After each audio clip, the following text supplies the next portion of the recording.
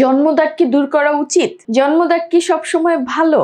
অনেকেরই মনে হয় জন্মদাগ যেহেতু জন্ম থেকেই আছে এটা থাকলেই ভালো, না থাকলে অকল্যাণকর কিছু হতে পারে। কিন্তু এটার কিন্তু আসলে কোনো সায়েন্টিফিক বা বৈজ্ঞানিক কোনো ভিত্তি নেই। বরং জন্মদাগ যদি অনেক গভীর হয় এবং অনেক দিন ধরে দেখা যায় যে অনেক বড় এরিয়া ধরে থাকে, অনেক সময়ই কিন্তু এটায় ম্যালিগনেন্ট বা ক্যান্সারের ট্রান্সপোজিশন হতে পারে, ক্যান্সারে পরিবর্তন হতে পারে।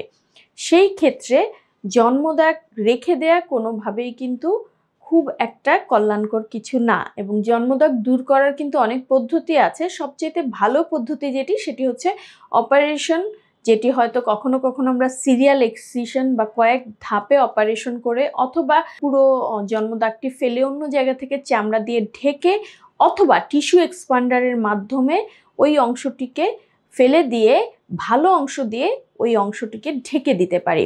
তাই জন্মদাগ যদি থাকে এবং সেই জন্মদাগ যদি আকারে পরিবর্তন হতে থাকে, ঘা হতে থাকে, ইনফেকশন হতে থাকে, অথবা কখনো কখনো উঁচু হয়ে যেতে থাকে, চুলকানি হতে থাকে, সেই ক্ষেত্রে কিন্তু জন্মদাগ কখনোই রেখে দেয়া ঠিক হবে না।